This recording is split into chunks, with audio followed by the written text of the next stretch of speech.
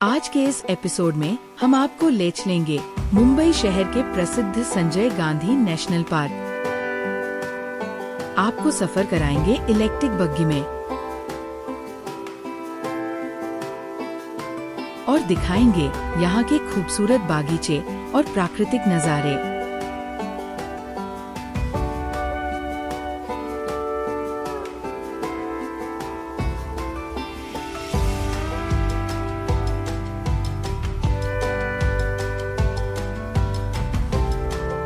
देंगे कुछ जरूरी टिप्स और जानकारियाँ जो आपके काम आए।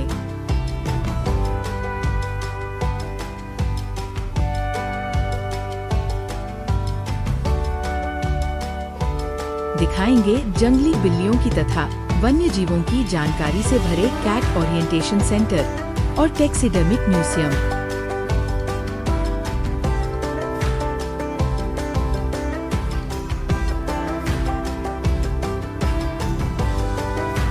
साथ ही ले चलेंगे टाइगर और लायन सफारी पर। दर्शन करेंगे यहाँ के प्रसिद्ध त्रिमूर्ति जैन मंदिर के और आखिर में गांधी पहाड़ी के महात्मा गांधी स्मारक से सूर्यास्त का आनंद लेंगे। तो चलिए बिना देरी के शुरू करते हैं हमारा आज का ये सफर द एक्सप्लोरेशन जर्नी के साथ। संजय गांधी राष्ट्रीय उद्यान पहुंचने के लिए हम ट्रेन पकड़कर पहुंचे बोरीवली रेलवे स्टेशन। फिर यहाँ से आप या तो पैदल या रिक्शा ले सकते हैं। यदि आप अपने निजी वाहन से आना चाहो तो यहाँ गेट के पास पार्किंग की सुविधा भी मिल जाएगी। चलिए तो शुरू करते हैं आज का सफर।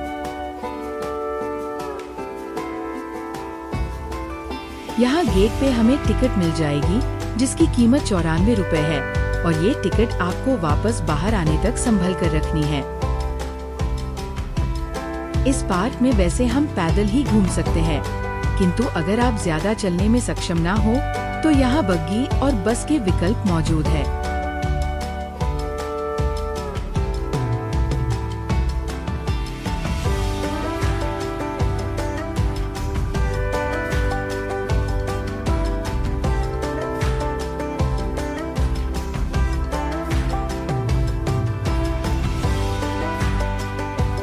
अंदर आते ही बाईं तरफ हमें बग्गी की टिकट खिड़की मिल गई। इस बग्गी की टिकट की कीमत 50 रुपए प्रति व्यक्ति है।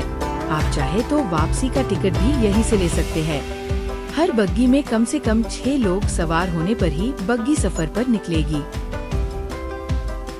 तो चलिए हम भी इस बग्गी के मजे लेते हैं। ये बग्गी आपको मुख्य प्रवेश द्वार से कैट ओरिएंटेशन सेंटर ले जाएंगी। फिर वहाँ से टैक्सीडर्मी सेंटर होते हुए टाइगर और लायन सफारी तक छोड़ देती है।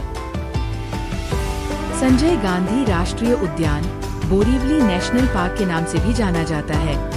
ये 104 स्क्वायर किलोमीटर का हरा भरा जंगल है जिसमें कई तरह के जानवर, पंछी, फूल पौधे और प्राकृतिक संरचनाएं हैं। इस पार्क के गेट से 2 से 3 किलोमीटर दूर तक का हिस्सा पर्यटकों के लिए सुशोभित किया गया है, जिसमें कई सारे बगीचे और उपक्रम हैं।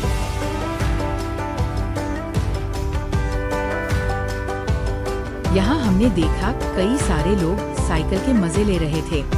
ये साइकिल आपको मुख्य प्रवेश द्वार पर उपलब्ध किए जाते हैं, जिसके आपको 200 रुपए प्रति साइकिल डिपॉजिट भरकर प्रति घंटे के दर देने होंगे।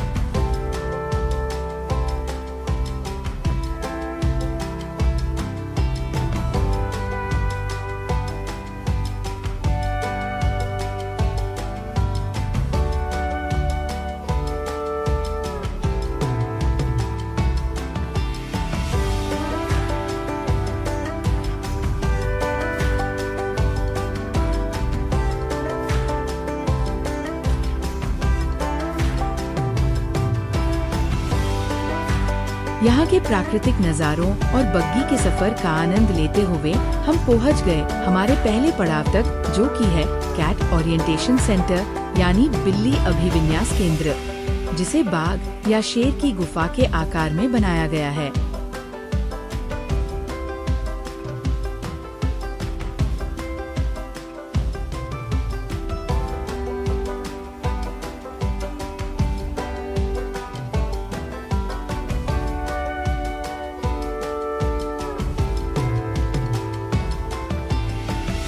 अंदर जाते ही सबसे पहले हमें दिखाई देती है ये तेंदुए की प्रतिकृति, जो यहाँ आंवले पर्यटकों का स्वागत करती है।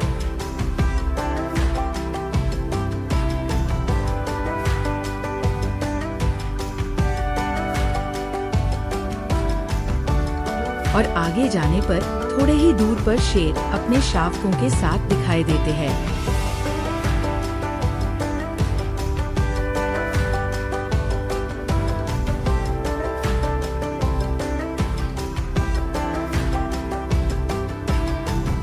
ये ओरिएंटेशन सेंटर 2 मंजिला है, जहां नीचे की मंजिल पर तेंदुआ, बाघ तथा शेर के बारे में केसरी जानकारी दिखाई गई है।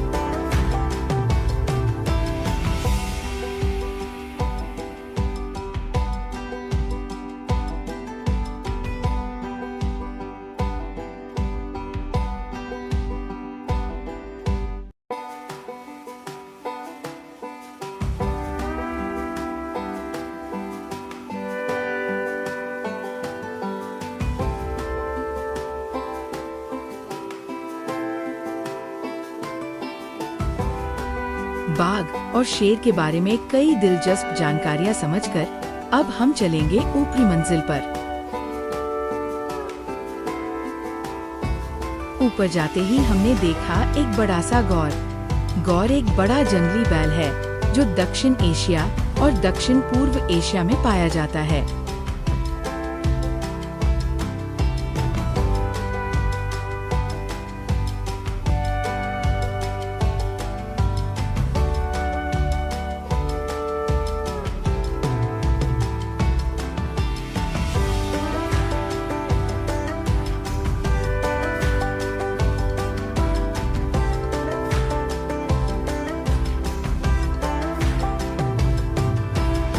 थोड़ा आगे बढ़ने पर कई सारी जंगली बिल्लियों की प्रजातियां दिखाई देती है, जैसे कि ऊंचे हिमालय में रहने वाला स्नो लेपर्ड यानी हिम तेंदुआ तथा उत्तर भारत के घने जंगलों में रहने वाला काला तेंदुआ आदि इत्यादि।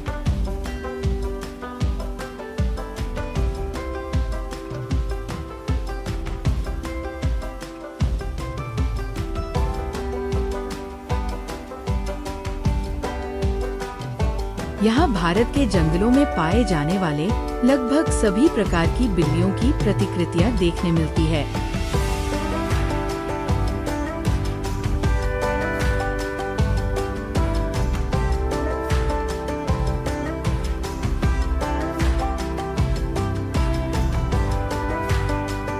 कैट ओरिएंटेशन सेंटर से आगे बढ़ते हुए हमारी बग्गी में बैठकर अब हम चल पड़े टैक्सिडमी सेंटर की ओर, जहां रास्ते में हमें दिखाई दिए 2 खूबसूरत हिरन।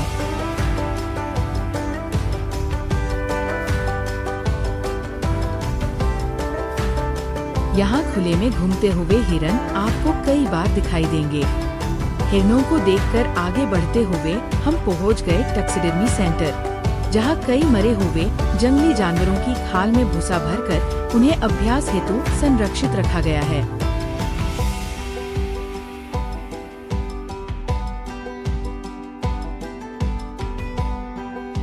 अंदर जाते ही सबसे पहले हमें दिखाई दिया ये खूबसूरत बाग और कई सारे पशु पक्षी।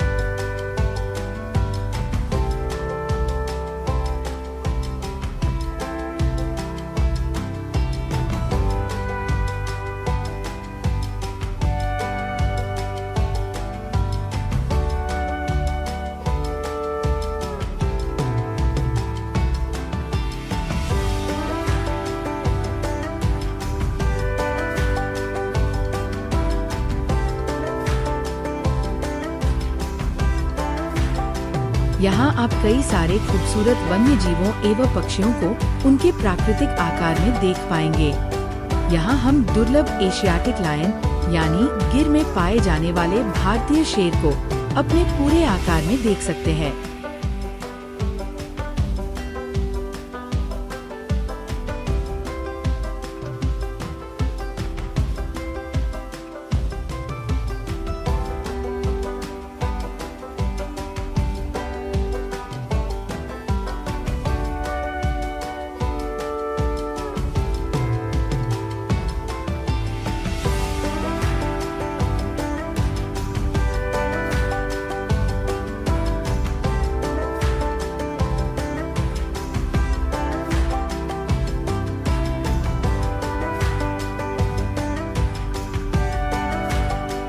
टैक्सिडर्मी सेंटर से आगे हम निकल पड़े टाइगर और लायन सफारी केंद्र की ओर। यहाँ जाते वक्त हमने देखा ये वन्य जीव अस्पताल और इसके सामने ही आपको सफारी की टिकट खिड़की मिल जाएगी।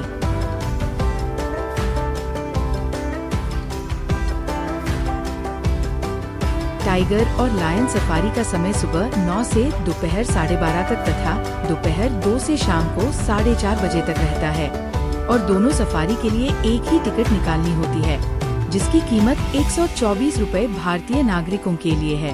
तो टिकट लेकर हमने तुरंत ही सफारी के लिए निकल रही बस में अपनी जगह पकड़ ली और कुछ ही देर में हमारी बस चल पड़ी हमारे सफर पर।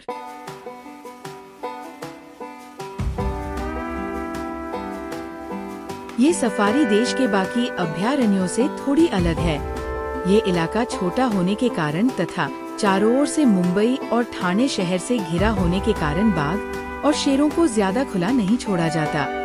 अगर आपकी किस्मत अच्छी हो तो आपको शायद खुले में घूमते हुए शेर या बाघ दिख जाए, और अगर आप खुले में घूमते हुए शेर या बाघ ना देख पाए तो भी आपको पिंजरे में तो जरूर देखने मिल जाएंगे।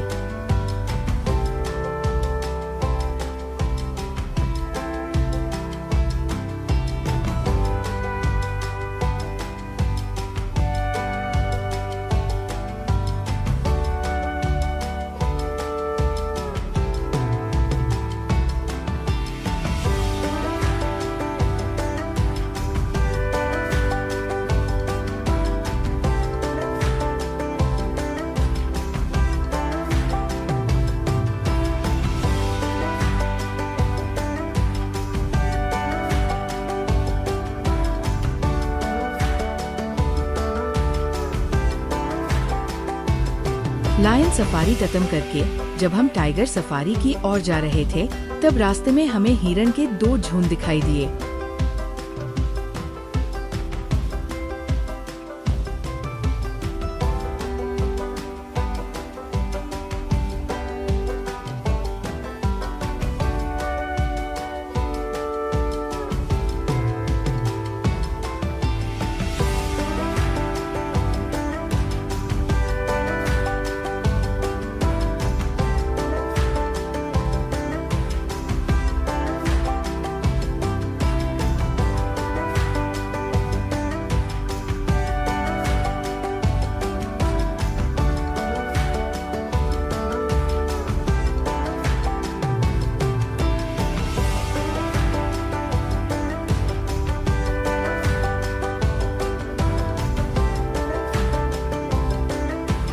पिंजरे में ही सही किंतु बाघ जैसे खूबसूरत और ताकतवर जानवर देखकर मन मंत्रमुग्ध हो जाता है।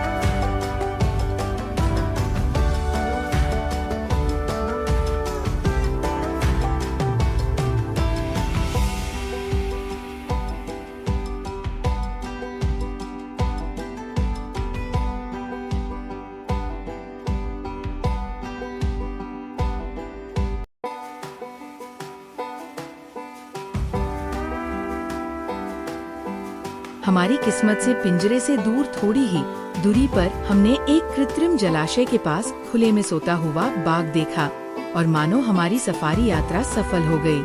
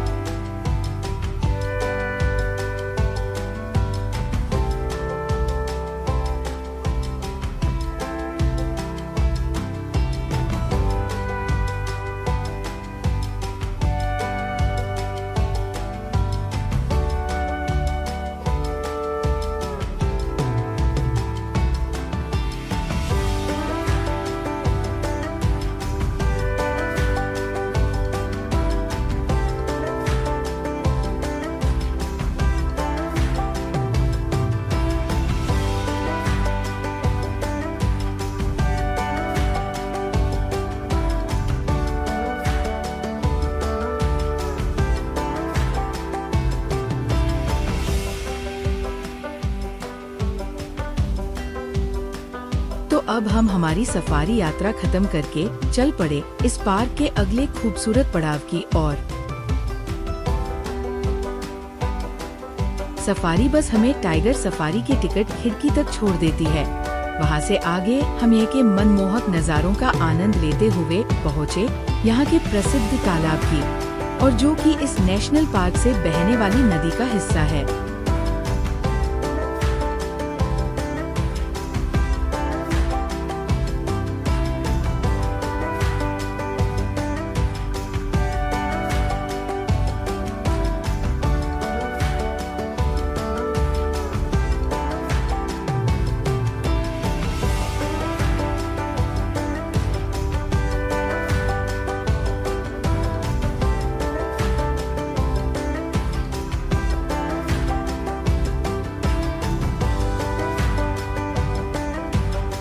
इस तालाब में बोटिंग यानी नौका विहार की व्यवस्था भी है।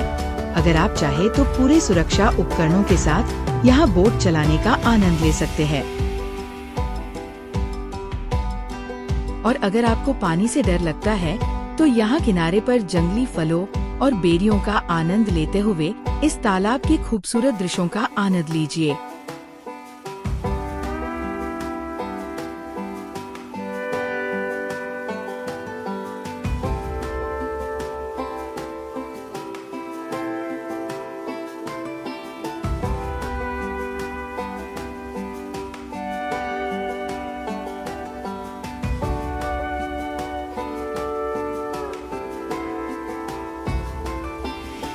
थोड़ी देर तालाब के किनारे बैठकर हम चल पड़े ठीक तालाब के सामने बने इस खूबसूरत गार्डन में।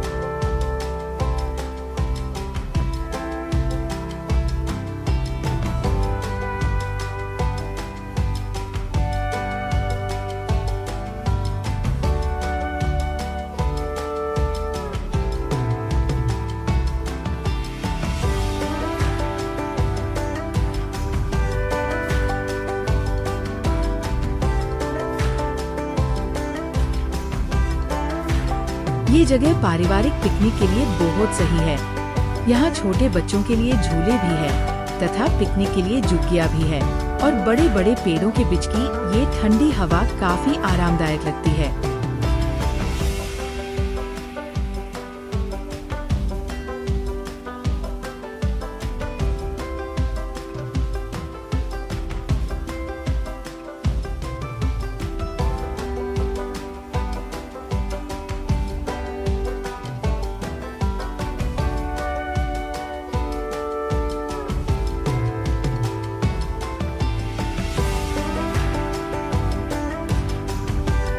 अब हम चल पड़े यहाँ की प्रसिद्ध टॉय ट्रेन बनरानी को देखने। इस जगह कई लोग प्री वेडिंग फोटोशूट भी करते हैं तथा युवा एवं निसर्ग प्रेमियों के बीच ये नेशनल पार्क मशहूर है, क्योंकि यहाँ कई सारे ट्रैकिंग पथ तथा खूबसूरत बगीचे हैं। इन बगीचों में कई किस्म के फूल पौधे और अलग अलग प्रजाति की तितलियाँ भी पाई जाती है। यहाँ आकर हमें पता चला टॉय ट्रेन इन दिनों मरम्मत के कारण से बंद है, तो हम निकल पड़े यहाँ का एक पुराना जैन मंदिर देखने, जो कि यहाँ की आम बोलचाल की भाषा में त्रिमूर्ति मंदिर के नाम से भी जाना जाता है।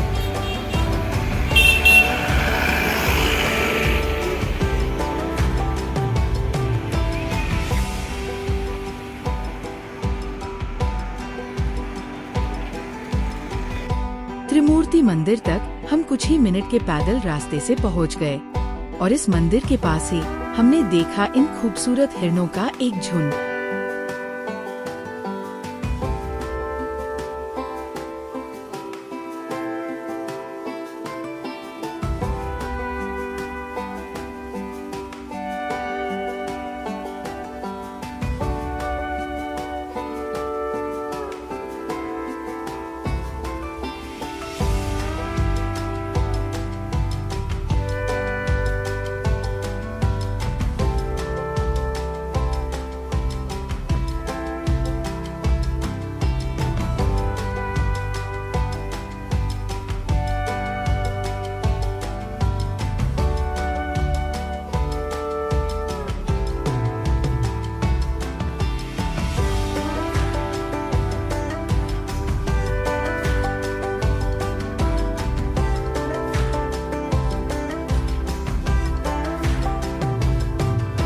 इस आदिनाथ दिगंबर जैन मंदिर में प्रवेश करते ही हम देख सकते हैं 51 फीट ऊंचा ये नक्काशीदार खूबसूरत संगमरमर से बना कीर्ति स्तंभ।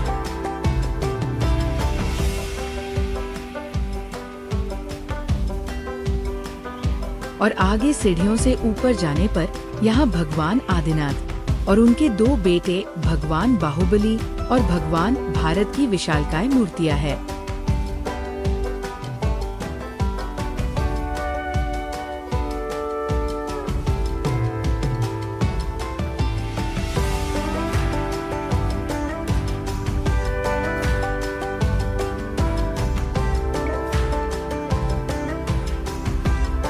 इस खूबसूरत मंदिर को देखने के बाद अब हम चलेंगे यहाँ की एक मशहूर पहाड़ी, जिसे यहाँ की क्षेत्रीय भाषा में गांधी टेकरी कहा जाता है, जिसका हिंदी में अनुवाद है गांधी पहाड़ी। ये पहाड़ी नेशनल पार्क के तालाब के पास ही है और इस पहाड़ी पर चढ़ने के लिए ये सीढ़ियाँ बनी हुई है।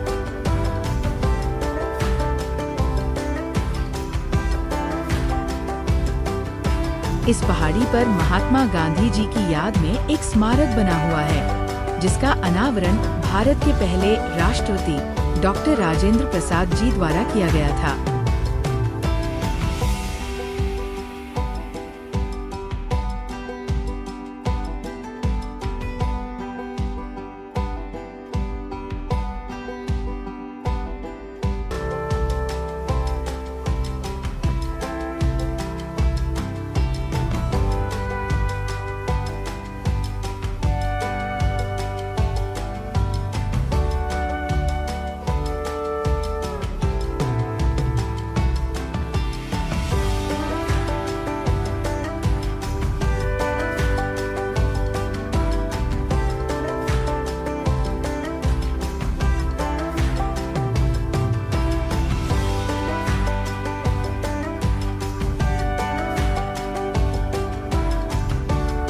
इस ऊंची पहाड़ से सूर्यास्त का ये खूबसूरत नज़ारा देखते हुए हम आज इस एपिसोड को यही विराम देते हैं।